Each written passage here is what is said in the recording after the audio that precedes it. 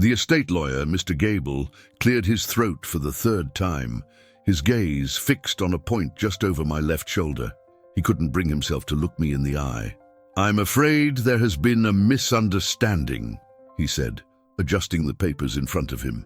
"According to these records, your father's assets, including your designated portion of the estate, were liquidated and transferred several weeks prior to his passing." I stared at him, confused. "Transferred to whom?" I asked. He finally met my eyes, and his were filled with a discomfort that turned my blood to ice. "They were transferred to an account under the sole ownership of your sister, Amelia. My father's illness came on suddenly, a swift and merciless thief that stole him from us piece by piece over the course of 3 months. One day, he was a vibrant, active man, and the next, he was confined to a hospital bed, entangled in a web of tubes and monitors. The world tilted on its axis, and our family was thrown into a state of chaotic, round-the-clock crisis management. Grief was a constant fog, a heavy blanket that made every thought and action feel sluggish and monumental. Nothing mattered anymore beyond the beeping of the machines and the shallow rhythm of his breathing. In the strange ecosystem of our family, my mother and my sister Amelia had always been a unit. They operated on their own frequency, a closed circuit of inside jokes and shared glances that I could never quite penetrate. My bond was with my father. We shared a quieter connection, a mutual understanding built on long walks and shared books. When he got sick, the existing fault lines in our family deepened. My mother and Amelia clung to each other, while I clung to what was left of my dad, spending every possible moment by his bedside. I naturally fell into the role of primary caregiver. I learned to administer his medication, to talk to the nurses, to sit for hours in silent companionship, just holding his hand. It was emotionally and physically draining work, but I wouldn't have had it any other way. Meanwhile, my mother and Amelia took charge of what they called the logistics. They handled the insurance paperwork, the hospital administration, and the endless stream of bills. They told me not to worry about it, to focus on Dad. I was grateful, believing we were all just playing our part in a terrible shared tragedy. My father had always been a man who believed in fairness. Years before his illness, he had sat both Amelia and me down and explained his will. His assets, the family home, a modest stock portfolio, and his savings were to be split evenly between us. It was incredibly important to him that there be no fighting, no resentment. He wanted his legacy to be one of peace and equality for his children. We both promised him we would honor his wishes. It was a promise I intended to keep, and one I foolishly believed my sister would as well. The moment of the great deception came on a particularly bad day. My father had taken a turn for the worse, and we had spent the night at the hospital fearing the worst. I hadn't slept in over 30 hours, and my mind was a numb haze of exhaustion and despair. It was in this state of profound vulnerability that Amelia and my mother approached me in the starkly lit hospital waiting room. They were holding a thick sheaf of papers, their faces etched with a practiced, solemn concern that I now recognize as pure theater. Amelia was the one who spoke. She explained that with Dad incapacitated, they were having trouble accessing his accounts to pay for the escalating medical bills. She said it was a bureaucratic nightmare and that their lawyer had suggested a simple solution. They needed me to sign a document, a power of attorney, that would give them the ability to manage his finances more easily. "It's just to streamline things," she said, her voice soft and reasonable. "It will allow us to make sure all his needs are taken care of without any delays." My mother chimed in, reinforcing the narrative. She said it was an urgent matter, that the hospice care payments were due, and they couldn't authorize them without this document. They made it sound like a simple, practical step we needed to take as a family to get through the crisis. They pointed to specific clauses, talking about medical expenses and bill payments, drawing my attention away from the other, more sweeping powers hidden in the dense legal text. I was too tired to be suspicious, too consumed with grief to be diligent. I remember holding the pen, the cheap plastic feeling foreign in my trembling hand. I asked if it was a limited agreement, just for the medical bills. Amelia's smile was tight. "Of course," she said. "It's just a standard form to help us manage things while Dad can't."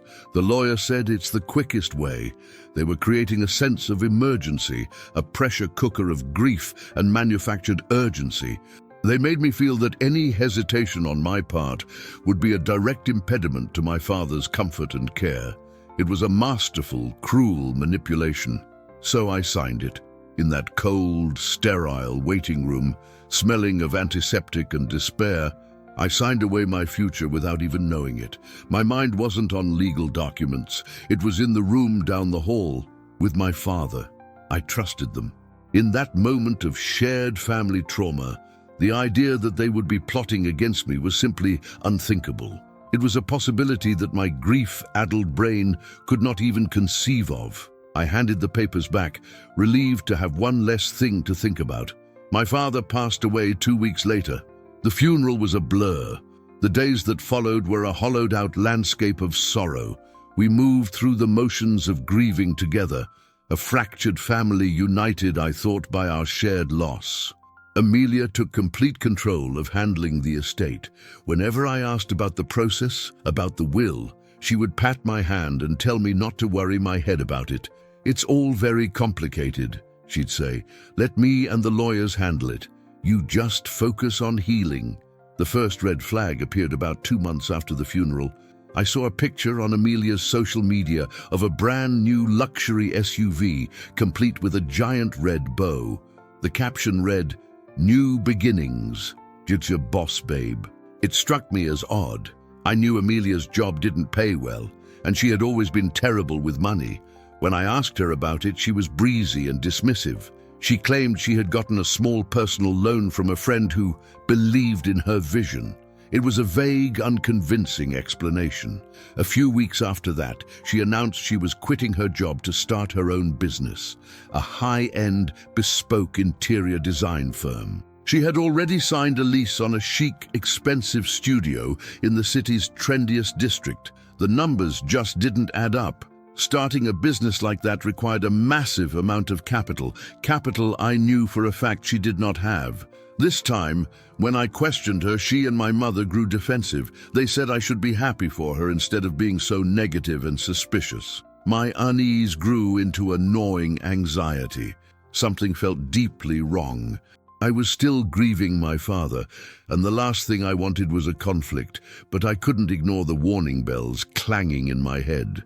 I decided it was time to speak to the estate lawyer myself. I had been putting it off, trusting Amelia's updates, but her sudden, inexplicable wealth forced my hand. I made an appointment with Mr. Gable, fully expecting him to walk me through the probate process and give me a timeline for the distribution of the estate. That meeting was the beginning of my second, and in some ways, more painful grieving process. The kindly, professional man who had been my father's lawyer for 20 years could barely look at me as he explained the situation.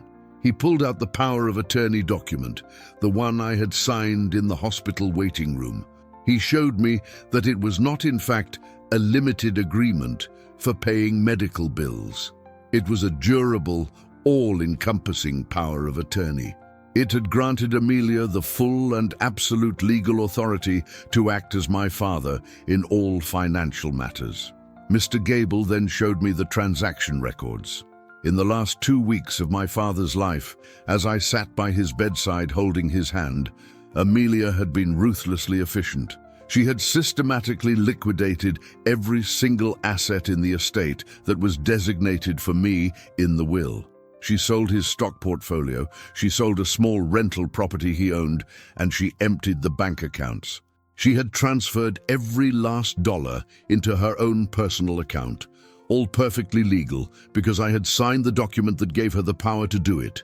The genius of her cruel plan was that she had only touched my half of the estate. She left her own designated share completely intact. So, when my father passed away, the will was executed on what was left of his estate, which was exactly her half.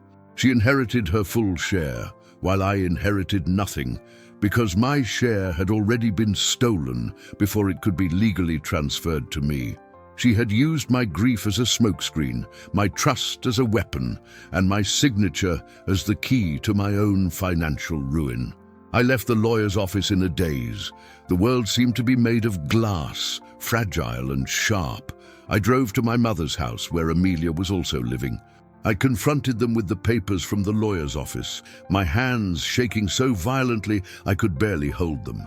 I laid out the evidence of their cold, calculated theft. I expected them to deny it, to lie, to make excuses. I was not prepared for their complete and utter lack of remorse. They didn't deny a thing. My mother was the one who spoke, her voice devoid of any warmth. "We did what we had to do," she said calmly. "Your father was a wonderful man, but he didn't understand business. Amelia has a real vision, a real chance to build something. You're not a risk taker. That money would have just sat in your bank account." She said it as if it were a crime for me to want security, as if my desire for a stable future was a character flaw that needed to be corrected. Amelia just stood there, arms crossed with a look of defiant entitlement. "It's my business capital," she said, as if that explained everything. "Dad would have wanted to support my dream." They had invoked the memory of my dead father to justify the theft of the legacy he had so carefully planned for me. They had twisted his final wishes into a grotesque permission slip for their greed. They truly believed they had done the right thing, that they were entitled to my future. I realized then that this wasn't an impulsive act. This had been planned. They had seen my father's illness not just as a tragedy, but as an opportunity. They knew that my grief would make me vulnerable, that my focus on my father would make me careless. They had exploited the most painful moment of my life for financial gain. The betrayal was so profound, so monstrous, that it felt like a physical blow, knocking the air from my lungs and leaving me hollowed out and shaking. The legal battle was a non-starter. I consulted another lawyer who confirmed what I already knew. The power of attorney was valid. I had signed it. Proving that I was coerced or misled while in a state of emotional distress would be nearly impossible and astronomically expensive. They had executed a perfect crime, one that was legally sound, even though it was morally bankrupt. They had used the law to perpetrate a lawless act against me. The months since that confrontation have been a living nightmare. I am left with nothing from my father, not even the small keepsakes he wanted me to have, as they were all in the house that Amelia sold. I'm financially destitute, but the poverty I feel is more than just monetary. I'm emotionally bankrupt. The trust I had in my mother and sister, the very foundation of my world, has been utterly destroyed. The sense of family I once had has been replaced by the cold, hard reality of their betrayal. I watch from a distance as Amelia builds her business with my money. Her interior design studio is flourishing.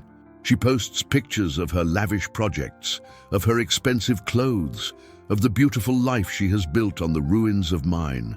My mother is her biggest cheerleader, constantly praising her daughter's courage and vision. They are the stars of their own story, a story in which I am not even a footnote. I have been completely and utterly erased.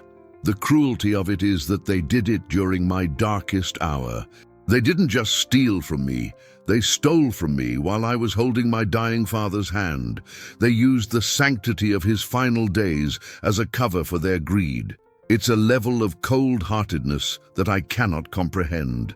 How could a mother and sister look at their grieving daughter and sibling and see not a person in pain, but an opportunity to be exploited? It's a question that haunts my every waking moment. They have robbed me of my ability to grieve my father properly. Now, my memories of his final days are forever tainted by the memory of their deception. I can't think of the quiet moments I shared with him without also thinking about the papers I was signing in the waiting room. They have woven their crime into the fabric of my loss, creating a tangled knot of pain that I don't know how to begin to unravel. They stole my inheritance, and then they stole my grief. I am sharing this story here because the silence is eating me alive. My friends know I'm estranged from my family, but they don't know the monstrous reason why. It's too shameful to admit. How do you tell people that your mother and sister conspired to steal your inheritance while your father was dying? It sounds like something out of a movie, not something that happens in a quiet suburban family. So I keep it inside, a toxic secret that festers and grows. The world sees Amelia as a success story. A young woman who, despite the grief of losing her father, bravely launched a successful business. They don't see the truth. They don't know that her seed money was my stolen future. They don't know that her courage was the audacity to exploit her siblings' love and trust at a time of unbearable sorrow. Her entire life is a lie, a beautifully curated fiction paid for by my stolen inheritance. What they did was an act of profound financial violence, committed under the cover of love and family concern. They saw my inheritance as a pool of resources that they had a greater right to than I did. My father's wishes for fairness and equality were an inconvenience they felt entitled to override. In their minds, Amelia's ambition was more important than my security. They made a choice, a calculated, ruthless choice, and I was the one who paid the price. I often think about the document itself, that piece of paper, so innocent and official-looking. It was a key, and in my grief and exhaustion, I handed it to them. I trusted them to open a door to pay a bill, but they used it to unlock the vault of my future and empty it. The casualness with which they did it is what shocks me the most. For them, it was just business. For me, it was the demolition of my entire world. I'm trying to rebuild, but it feels impossible. I have no safety net, no family to fall back on. The emotional toll of the betrayal has made it hard to focus, hard to work, hard to see any light in the darkness. They didn't just take my money, they took my faith in humanity. If I can't trust my own mother and sister, the two people who have known me my entire life, then who in this world can I ever truly trust again? The legal system failed me. It protected their right to use a document I signed, without considering the context of grief and manipulation in which I signed it. The law saw a valid signature. It did not see a daughter in mourning, a sister in crisis being preyed upon by her own family. There is no legal term for what they did, no statute that covers the crime of shattering someone's heart while you pick their pocket. There is no justice for a betrayal this deep. So I am left with this story, this anonymous scream into the void, a testament to the fact that monsters sometimes look like the people you love. They live in your home, they comfort you in your grief, and they smile patiently as they hand you the pen that will be your undoing. They are the architects of a special kind of ruin, one that leaves you not only penniless, but utterly and completely alone in the wreckage of your own life. The most chilling part is that they genuinely believe they are the heroes of this story. They saved the money from my lack of ambition and put it to good use in the hands of the visionary. They have constructed a narrative of familial prudence that absolves them of all guilt. In their version of reality, they are not thieves. They are savvy managers of the family's assets. This delusion is what allows them to live with themselves, to sleep soundly at night while I lie awake, haunted by what they did. I will likely never see a penny of that money. Amelia's business will continue to grow. My mother will continue to applaud her, and I will continue to be a ghost in my own family history. But by writing this, I am refusing to be silent. I am bearing witness to my own pain and to their crime. I'm stating for the anonymous record that what they did was not right, it was not fair, and it was not an act of love. It was an act of greed, an act of profound cruelty, and an act of unforgivable betrayal. This experience has taught me a terrible truth. Grief makes you vulnerable, and there are people in the world, sometimes the people closest to you, who will see your vulnerability not as something to be protected, but as something to be exploited.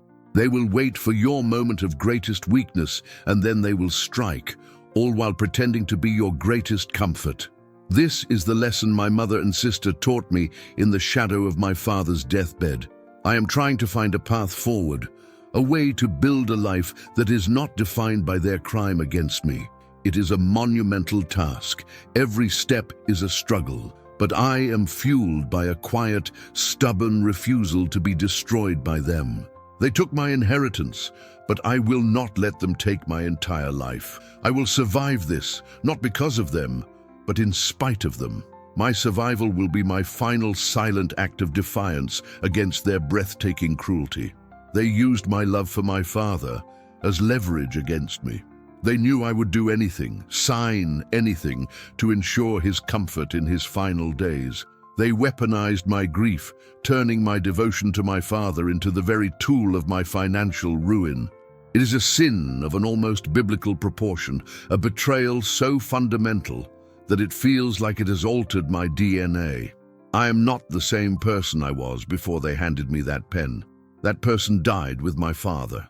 The silence from my extended family is deafening. I suspect they know, or at least sense, that something is deeply wrong, but no one wants to get involved. They see Amelia's success and my sudden poverty, but they choose to look away.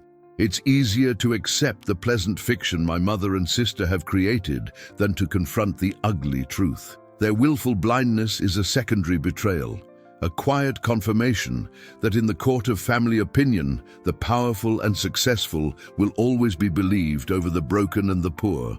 My father, the man who preached fairness his entire life, would be horrified. He would be devastated to know that his death was used as a backdrop for such a sordid act of greed. His final wish for peace between his daughters was not just ignored, it was deliberately desecrated. They used his legacy to create a permanent, festering wound. This, more than the money, is the greatest dishonor to his memory.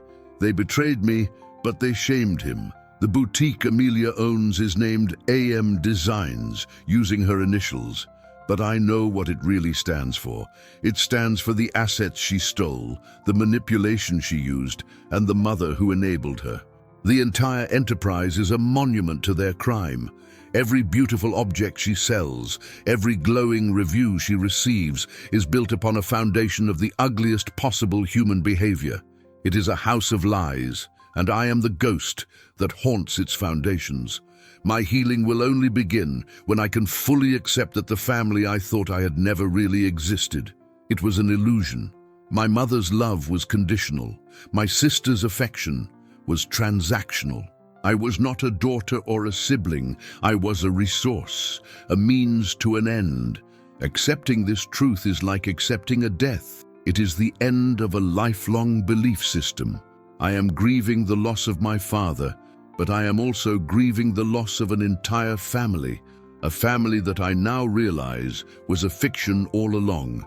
So I write this down, not for revenge, but for clarity, to put the pieces of the story in order, to see the cold, hard lines of the betrayal without the fog of grief, to confirm for myself that I am not crazy, that what happened was as wrong as it feels. This is my testament. This is my truth. It's all I have left of my father's legacy, and it's the one thing they can never take from me, no matter how many papers I signed. The emptiness they left behind is vast. It's a financial void and an emotional one. But I am slowly learning to fill it, not with anger, but with a quiet resolve. A resolve to build a life on my own terms, with my own two hands. A life that is honest and true, even if it is small and difficult. They may have stolen my inheritance, but they will not be the final authors of my story. That is a power I am reclaiming for myself, one painful, solitary day at a time.